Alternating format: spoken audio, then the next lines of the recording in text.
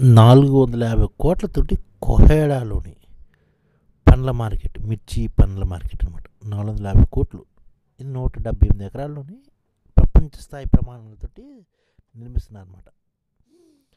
ఇక్కడ విస్తీర్ణం ఎలా ఉందంటే, ఒక 78 ఎకరాల్లోని పండ్ల విక్రయ కేంద్రాలు, 20 ఎకరాల్లోని ఎగుమతుల కోసం, 20 ఎకరాల పార్కింగ్కి, 20 ఎకరాల్లో మిర్చి యార్డు, 20 ఎకరాల శీతల గిడ్డంగులు, 5 ఎకరాల సబ్ స్టేషను, 3 ఎకరాల్లో ఆఫీసు, క్యాంటీన్, రైతుల విశ్రాంతి గదులు, 12 ఎకరాల్లో ఇతర మౌలిక సదుపాయాలు అనమాట.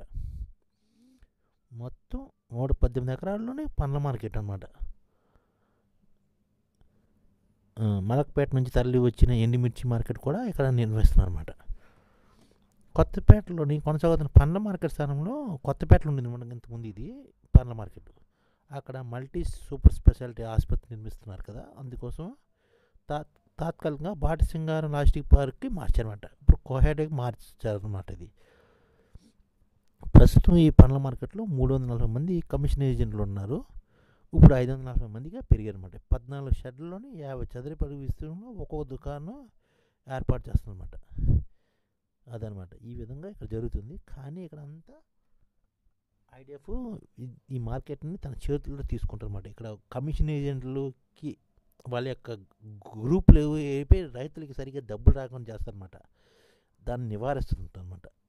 ఇక్కడ దాదాపుగా 1000 మంది ఐడిఎఫ్ ఇక్కడ వర్క్ చేయొచ్చు అనమాట. ఐడిఎఫ్ సైన్యం ఇక్కడ అంత పని ఉంటుంది అనమాట. కోహెడా పండ్ల మార్కెట్ దగ్గర 1000 మంది ఐడిఎఫ్కి పని ఉంటుంది. అదే విధంగా ఉన్నది మనం తర్వాత మాట్లాడదాం. ఈ 178 ఎకరాల్లోనే ఎలాగన్నది తర్వాత చర్చిద్దాం. ఈ ఛానల్ ముఖ్య ఉద్దేశం ఏంటంటే, మన తెలుగు రాష్ట్రాల్లో 1 కోటి మందికి సంఘటిత రంగాల్లో ఏ విధంగా ఉద్యోగాలు ఇవ్వవచ్చు, కనీస నెల జీతం 30,000 వరకు ఏ విధంగా ఇవ్వవచ్చు, ఏ విధంగా చేస్తే ఉద్యోగాలు సృష్టించబడతాయో వివరిస్తూ ఈ ఛానల్ వీడియోలు వస్తాయి. అలాంటి వీడియోలు మీకు కావాలంటే మన ఐడిఎఫ్ భాస్కర్ ఛానల్ని సబ్స్క్రైబ్ చేసుకోండి. ఐడిఎఫ్ అంటే ఇండియన్ డెవలప్మెంట్ ఫోర్స్. ఈ వీడియోలు చూసిన తర్వాత మీకు నచ్చితే లైక్ చేయండి, మీ ఫ్యామిలీ మెంబర్స్కి షేర్ చేయండి, మరియు మీ ఫ్రెండ్స్కి షేర్ చేయండి. Thank you. నమస్కారం.